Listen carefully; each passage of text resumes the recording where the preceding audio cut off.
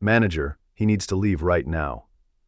The restaurant host's voice cut through the elegant dining room with ice-cold precision. Jack Wilson tightened his grip on his 7-year-old daughter Emma's small hand as she wheezed painfully, her asthma attack growing worse by the second. Judgmental eyes traced over his worn jacket and scuffed shoes. We don't serve people like him. Tears threatened to spill from Jack's eyes as Emma coughed violently, her tiny body trembling. Just as he picked up their bag to leave, a woman strode through the door, her sharp gaze sweeping across the crowd. "That's my guest," she stated, her voice leaving no room for argument. "What would you do if you were in Jack's position? Would you have stood your ground or walked away to protect your child?" Jack Wilson had once believed in the American dream. At 35, he'd expected to be settled in a career, maybe saving for a house with a yard where Emma could play. Instead, he found himself juggling 3 part-time jobs, while raising his daughter alone in a 1-bedroom apartment that always seemed to need repairs the landlord ignored. 3 years ago, his wife Linda had walked out, claiming she needed to find herself, a journey that apparently didn't include their 4-year-old daughter or the responsibility of parenting. Before the mass layoffs at Meridian Motors, Jack had been a respected mechanical engineer with benefits and a retirement plan. Now he fixed cars at Wilson's Auto Repair, his grandfather's old garage. On weekends, did maintenance work at an apartment complex on Tuesdays and Thursdays, and tutored high school students in math whenever he could find clients. The irregular hours meant he could be there when Emma got home from school, help with her homework, and most importantly, manage her severe asthma attacks that had been getting worse lately. "Daddy, can I have the blue inhaler?" Emma asked one Tuesday afternoon, her breathing already becoming labored after playing at the park. "Of course, Princess," Jack replied, reaching for her medication bag only to realize with horror that the battery on her nebulizer was dead. His heart raced as Emma's wheezing intensified. They were at least 20 minutes from home, and the replacement battery was there. He frantically tried to jump-start the device, his engineer's mind racing through possibilities while his father's heart pounded with fear. That's when Olivia Morgan walked into their lives. Jack barely noticed the elegant woman in business attire approaching until she was kneeling beside them. "She's having an asthma attack," Olivia stated, rather than asked. "I have a portable nebulizer in my car. May I help?" Jack hesitated, pride warring with desperation. "I can handle it," he started to say, then looked at Emma's frightened eyes and paling lips. "Yes, please. Thank you." Olivia returned moments later with a sleek medical device Jack recognized as cutting edge, the kind that cost more than his monthly rent. While she helped Emma use it, Jack noticed a business card that had fallen from her purse. Olivia Morgan, CEO, Breathe Easy Technologies. "My mother died from complications of severe asthma when I was 15, Olivia explained quietly as Emma's breathing normalized. "That's why I started my company. We develop medical devices for children with respiratory conditions." At 32, Olivia Morgan had accomplished what most people couldn't in multiple lifetimes. As the only daughter of tech mogul William Morgan, she'd graduated from MIT at 20 and transformed her father's investment into Breathe Easy, a medical technology company valued at over $3 billion. Business magazines called her ruthless, brilliant, and ice-cold. None mentioned the nights she spent alone in her penthouse apartment, staring at family photos from before her mother's death, or how the fertility specialists had confirmed that the car accident 5 years ago had left her unable to have children of her own. When a child's drawing fluttered from Emma's backpack, a crayon sketch of a little girl holding hands with a tall man labeled Daddy and a question mark where a mother should be, Olivia felt something crack in her carefully constructed armor. "Thank you," Jack said stiffly as Emma's color returned. "I don't know how to repay you." "There's no need," Olivia replied, her eyes still on Emma's drawing. "I'm just glad I was here." What Jack didn't know then was how those words would change all their lives, forever. 2 weeks later, a package arrived at Jack's apartment containing a state-of-the-art nebulizer and a year's supply of medication. The enclosed card simply read, "From Breathe Easy's Community Outreach Program." Jack almost returned it out of pride, but couldn't deny Emma the care she needed. When the phone rang that same evening with a job offer, Breathe Easy needed a mechanical engineering consultant for a new pediatric device. Jack's suspicions grew. "I don't need charity," he told Olivia bluntly when he confronted her at her office the next day. It's not charity, she countered. It's a fair exchange. You have expertise we need, and Emma needs that equipment. Or would you rather your pride take precedence over your daughter's health? Jack took the consulting job. It paid well enough that he could drop the apartment maintenance work and be home more for Emma. What he hadn't expected was how Olivia Morgan would slowly, carefully, become woven into the fabric of their lives. It started with small things. When Jack mentioned during a meeting that he needed to leave early for Emma's doctor's appointment, Olivia offered to reschedule. Instead, Jack found himself accepting her offer to drive them, since his car was making an ominous rattling sound. At the appointment, Emma clutched Olivia's hand alongside her father's as the doctor examined her. Your numbers are improving, Emma, the doctor said, reviewing her charts. Whatever changes you've made are working. Olivia's smile matched Jack's own proud one, and something shifted between them in that moment. A shared victory. Small, but significant. When Olivia mentioned her father's beloved 1967 Mustang was sitting idle because no mechanic could properly diagnose the engine problem, Jack offered to look at it, a peace offering of sorts. He spent a Saturday at the Morgan estate, Emma playing nearby as he worked. William Morgan, now 80 and slowed by a recent stroke, watched from a garden chair, occasionally offering stories about the car that had been his wife's favorite. She would have liked you, the older man told Jack when Emma wasn't listening. Sarah always said you could tell a man's character by how he treats his children. His eyes drifted to where Olivia was showing Emma how to make paper cranes in the garden.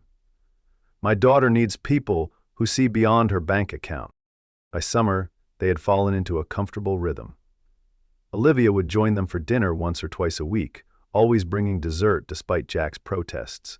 She helped Emma with her science fair project, a working model of human lungs that won first prize. Jack found himself looking forward to their conversations after Emma went to bed, discussions that ranged from engineering challenges to favorite books to childhood memories. Daddy? Emma asked one night as he tucked her in. Is Ms. Olivia going to be my new mommy? The question caught Jack off guard. She's our friend, sweetie, a very good friend. But she acts like a mummy, Emma insisted. She checks my homework and makes my favorite soup when I'm sick and knows how to braid my hair just right. Jack kissed her forehead. Sometimes people can care about us without having to be our family. But the lines were blurring.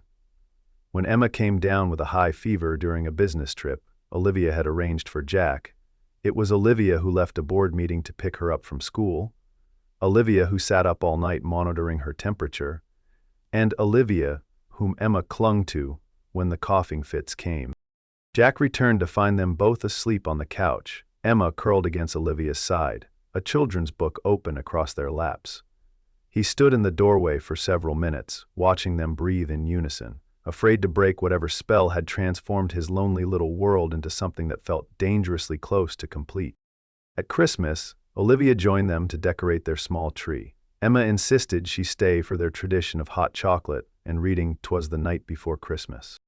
You do the voices better than Daddy, Emma declared when Olivia finished the story. Later, after Emma was asleep, Jack handed Olivia a small, wrapped package. It's nothing fancy, he said, suddenly self-conscious about the gift. A handcrafted wooden music box he'd made in his grandfather's workshop. Olivia opened it to find a tiny mechanical marvel inside. Gears and wheels that, when wound, played Amazing Grace, her mother's favorite hymn. She looked up at Jack with tears in her eyes. How did you know? She whispered. Your father mentioned it, Jack said softly. He said she used to sing it to you. Olivia's fingers traced the delicate craftsmanship. No one has given me something made with their own hands since I was a child. Jack cleared his throat, emotion threatening to overwhelm him. While Emma helped with the painting, their eyes met over the music box, and for one breathless moment, Jack thought Olivia might lean closer. Instead, she carefully closed the lid. Thank you, she said simply. Both of you. As winter melted into spring, they began to feel like a family. Not in name, but in the hundreds of small ways that matter. Emma started calling Olivia Liv and saving drawings to show her. Jack found himself texting Olivia about everyday moments, Emma losing her first tooth, a joke a student had told him, a beautiful sunset over the city. Then came the phone call that shattered everything. "Mr. Wilson, this is Margaret from Oakwood Academy. I wanted to personally thank you for the tuition payment. Mrs. Morgan's donation to our scholarship fund specifically for Emma was extraordinarily generous." Jack felt as if the ground had dropped from beneath his feet. "I'm sorry, what donation?" "The full 3-year scholarship," Margaret continued, oblivious to his confusion, "and the medical fund for Emma's treatments. Mrs. Morgan arranged everything last month. She said you'd prefer to keep it confidential, but I wanted to assure you that Emma's place at Oakwood is secure regardless of future circumstances." Jack hung up and stared at his phone in disbelief. Oakwood Academy? The prestigious private school he'd dreamed of sending Emma to but knew he could never afford. A 3-year scholarship would cost tens of thousands of dollars. And a medical fund? He'd never asked for this, never wanted it. When Olivia arrived for dinner that evening, her smile faded as soon as she saw Jack's face. "You had no right," he said quietly, mindful of Emma in the next room. "No right at all." "Jack, I can explain." "Explain what? That you've been paying for my daughter's education behind my back? Setting up medical funds like we're some charity case? Was the job just a cover too? A way to give the poor single dad a handout without hurting his pride?" Olivia's face paled. "That's not fair. The job is real. Your work has been invaluable to the project. But the tuition, the medical fund, were you ever going to tell me or just keep pretending you respected me as an equal?" "I do respect you," Olivia insisted, "more than anyone I know. You're brilliant and dedicated, and you love Emma more than anything. I just wanted to help." "I don't need your help." Jack's voice rose despite his efforts to control it. "I've taken care of my daughter on my own for 3 years. We were fine before you came along." "Where you? Was Emma fine using outdated equipment that could fail during an attack? Was she fine missing opportunities because you're too proud to accept help?" Olivia's eyes flashed. "This isn't about you, Jack. It's about Emma." "Don't tell me what's best for my daughter," Jack said, his voice dangerously low.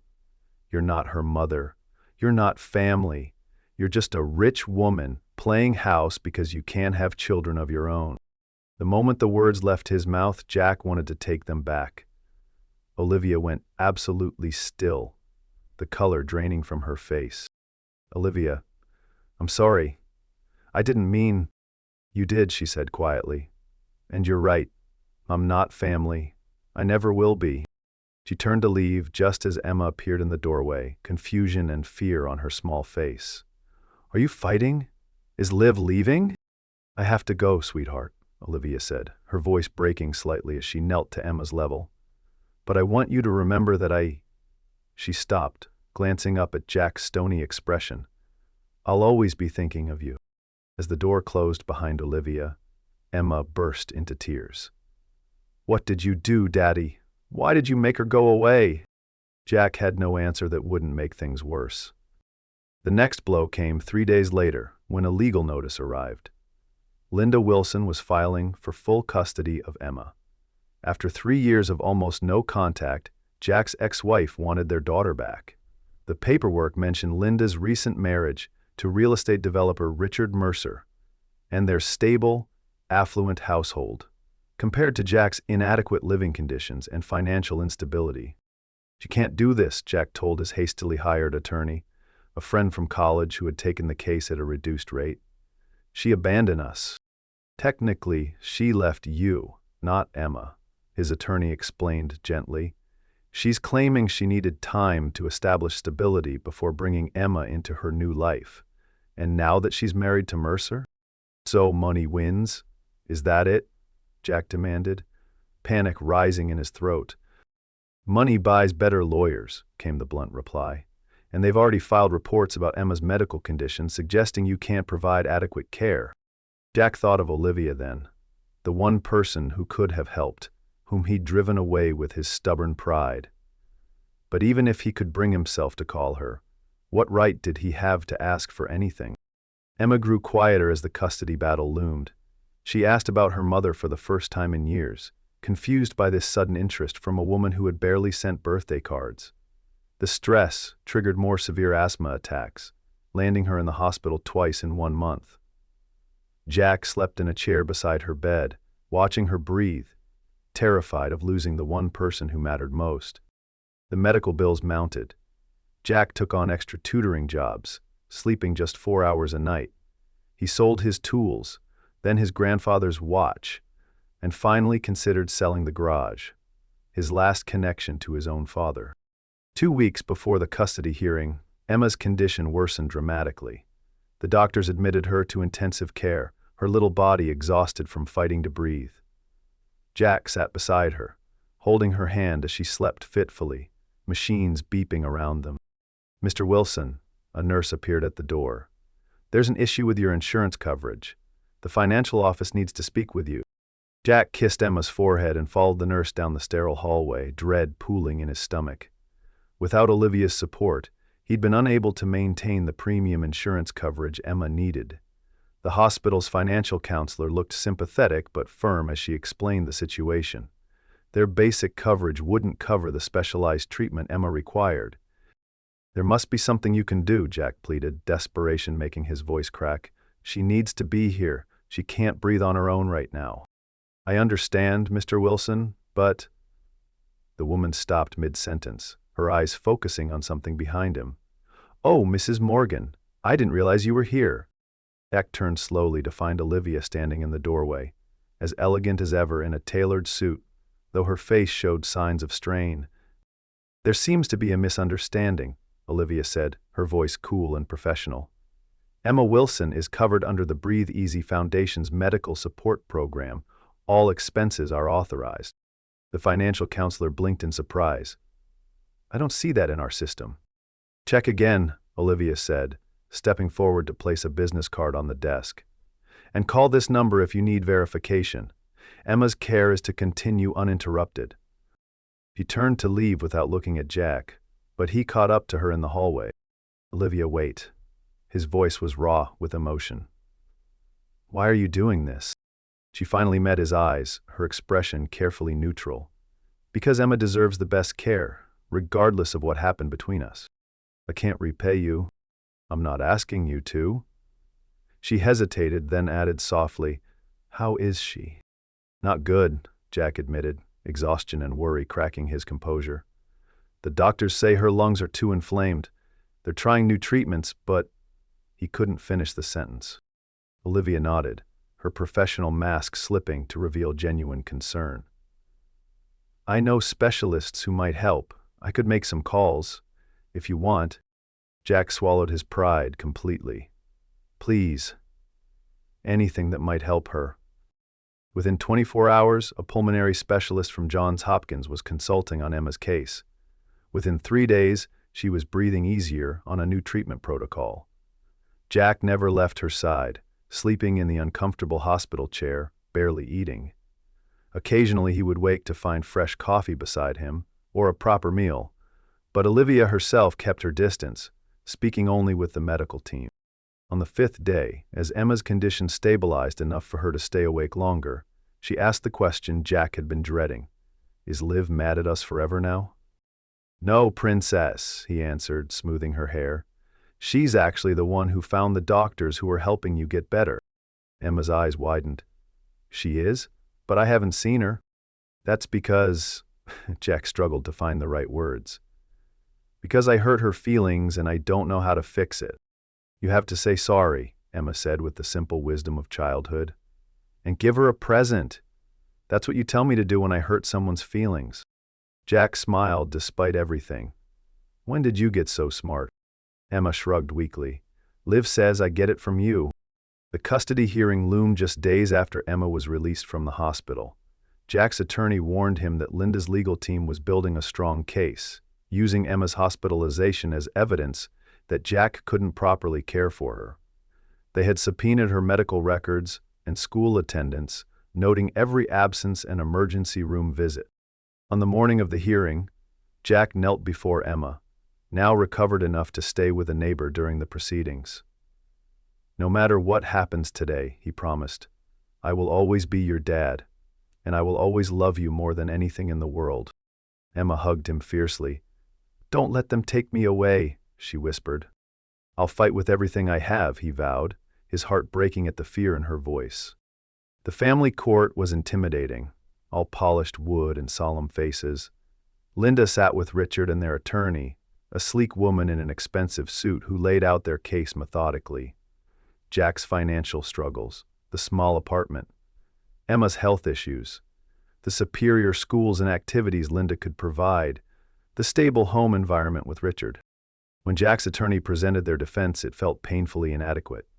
Character references from neighbors and teachers, Emma's artwork showing her happy life with her father, Jack's perfect attendance at parent-teacher conferences and doctor appointments.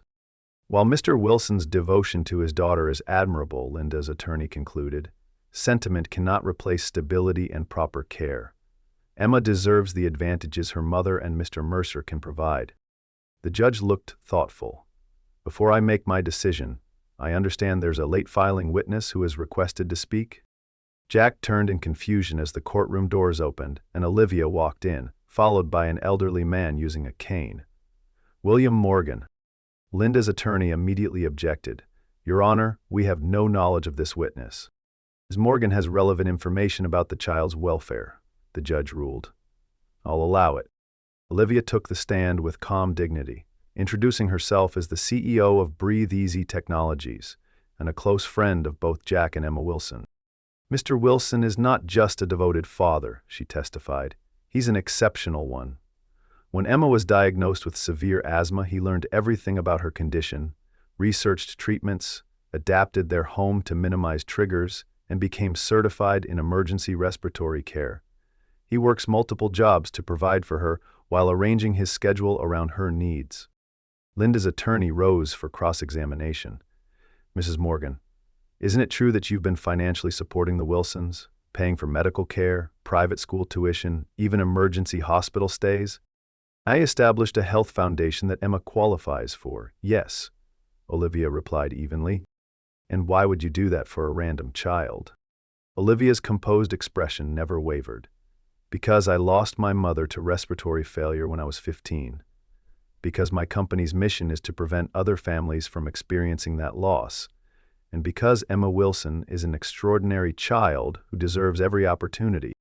Isn't it true that you're unable to have children of your own? That you've developed an unhealthy attachment to another woman's child?" Jack half rose from his seat, furious, but his attorney pulled him back down. "Objection," his lawyer called out. "Irrelevant and prejudicial." "Sustained," the judge agreed. "Counsel, confine your questions to relevant matters." But Olivia answered anyway, her voice steady. "My personal medical history is irrelevant to these proceedings. What is relevant is that I've observed Jack Wilson's parenting firsthand for months. I've seen his unwavering commitment to Emma's well-being, often at great personal sacrifice." She turned to face the judge directly. "Your Honor, I've established a trust for Emma's education and medical needs that will remain in place regardless of custody arrangements. This removes financial concerns from your decision, allowing you to focus solely on what environment will best support Emma's emotional well-being." A murmur ran through the courtroom. Linda looked stunned, whispering urgently to her attorney. "Ms. Morgan?" the judge asked. "You have no personal stake in this custody decision?" "My only concern is Emma's welfare," Olivia replied, "and having seen the bond between her and her father, I believe separating them would cause profound emotional harm." When Olivia finished, William Morgan requested permission to address the court. Despite objections, the judge allowed it, perhaps out of respect for the elderly man's obvious frailty. "I am not here as a billionaire or a businessman," the old man said, his voice soft but clear. "I am here as a father who made mistakes. I chose work over family too many times. I missed birthdays and school plays because I thought providing financially was enough." He looked directly at Linda. "It wasn't. After my wife died, my daughter needed me present, not just my money. Jack Wilson understands what I learned too late, that time and love are the most valuable gifts we can give our children." As William Morgan returned to his seat, the courtroom remained silent. The judge called a brief recess before announcing his decision. In the hallway, Jack approached Olivia hesitantly. "Thank you," he said simply. "I don't deserve your help after what I said." Olivia's professional composure cracked slightly. You were right about some things. I overstepped. I should have talked to you about the school and the medical fund. And I was wrong about the important things, Jack admitted. You became family to us, Olivia. To Emma and to me. I was just too proud and scared to admit it. Before she could respond, they were called back into the courtroom. The judge's decision was clear. Primary physical custody would remain with Jack, with Linda granted visitation rights and input on major decisions. As the judge detailed the arrangement, Jack noticed Linda watching him with an expression he couldn't quite read. After the hearing concluded, Linda approached them alone. Your friend is very persuasive, she said to Jack, nodding toward Olivia, who was helping her father to a bench nearby. She believes in telling the truth. Jack replied carefully. Linda's eyes drifted to where Emma waited with the neighbor in the corridor. I thought I was doing the right thing, she said quietly. I wasn't ready to be a mother then. I thought I was. Now, with Richard and the new house. She trailed off, then added, but watching you all today, I realized Emma already has what she needs. She needs her mother too, Jack said, surprising himself with the words, just not at the expense of her stability. Linda nodded slowly. I'd like to be part of her life again, the right way this time. If you'll let me. We can work something out, Jack agreed, for Emma's sake. 3 months passed. Spring brought new beginnings in more ways than one. Jack accepted a full-time position with Breathe Easy, designing next-generation pediatric respiratory devices. Emma's health improved dramatically with a new treatment protocol, allowing her to join the soccer team she'd always watched wistfully from the sidelines. They moved to a bright 2-bedroom apartment closer to her school, with a small balcony where Emma insisted on planting tomatoes and sunflowers. Linda kept her word, starting with short visits and gradually building a healthier relationship with her daughter. Richard, surprisingly, turned out to be genuinely fond of Emma, often bringing science kits that fed her growing interest in medicine. Olivia remained present in their lives, though different than before. The easy intimacy had been replaced by something more careful, more measured. She still joined them for Sunday dinners and helped with Emma's science projects. She still lit up when Emma rushed to hug her, still engaged in lengthy debates with Jack about engineering principles or books they'd both read. But something unspoken hung between them, possibilities neither dared to voice. For Emma's 8th birthday in May, they planned a small party in the community garden behind their new building. Jack spent hours decorating the space with fairy lights and colorful streamers, while Emma proudly introduced her school friends to my dad and my Liz. As twilight fell and the other families departed, the 3 of them remained, clearing away cake plates and balloon strings. Emma carried her new telescope, a gift from Olivia, to the far corner of the garden to examine the emerging stars. She's happy, Olivia observed, watching Emma call out constellation names she'd memorized. Happier than I've seen her in years, Jack agreed. She's thriving at school, her breathing tests are better than they've ever been, and she's making friends. He paused, then added quietly, Thank you isn't enough for everything you've done. Olivia shook her head. You did the hard part. You're the one who never gave up on her. I almost lost her anyway, Jack admitted. If you hadn't stepped in at the hospital, if you hadn't testified. But I did, Olivia said simply. Some things are worth fighting for. They stood in comfortable silence, watching Emma, who was now carefully recording observations in the star journal that had accompanied the telescope. My father asked about you yesterday, Olivia said after a while. He wants to know when you're coming for dinner again.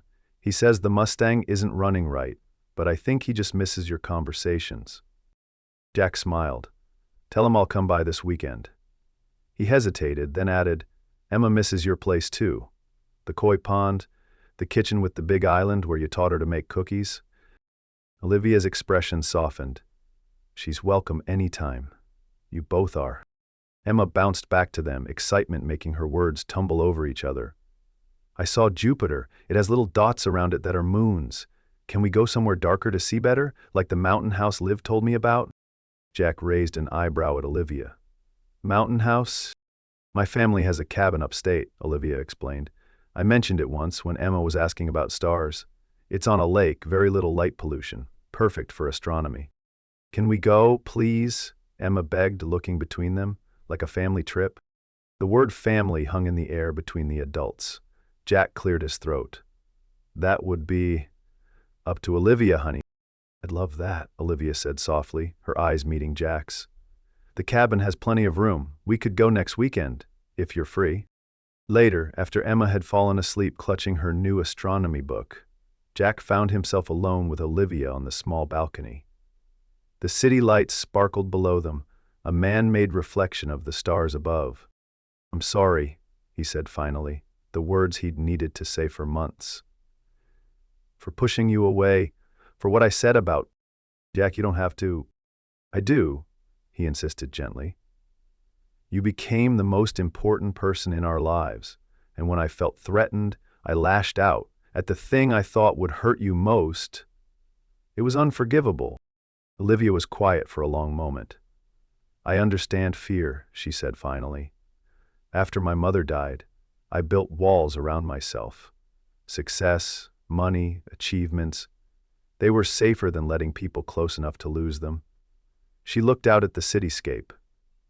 Then I met you and Emma, and suddenly those walls seemed pointless. Jack reached across the space between them, his hand finding hers. Emma asked me last week if you were going to be her new mom, he said softly. I told her relationships are complicated, that I didn't know what the future held. What did she say to that? Olivia asked, her voice barely above a whisper. She said sometimes the best families are the ones we build ourselves. Jack smiled. She's too smart for her own good. Olivia's fingers tightened around his. She gets that from her father. They sat in companionable silence, neither rushing to define what was growing between them. There would be time for that, for conversations about boundaries and expectations, for learning how three separate lives might weave together into something stronger. For now, it was enough to sit side by side under the stars, holding hands like teenagers, full of possibility and second chances. Whatever shape their future took, the foundation was already there, built on something more enduring than the initial attraction or shared circumstances that had brought them together. Sometimes the most beautiful things grow from broken places. Sometimes family isn't what you're born into, but what you create with love and courage and the willingness to try again after loss. For Jack, Emma, and Olivia, the road ahead wasn't certain, but they would walk it together, step by step, day by day, building a home not made of walls, but of hearts that had found each other when they needed it most. If this healing journey touched your heart, please like this video, share this story, and subscribe to our channel to restore your faith in humanity and family bonds. What ending would you write for Jack, Emma, and Olivia? Do you believe they'll become the family Emma dreams of having?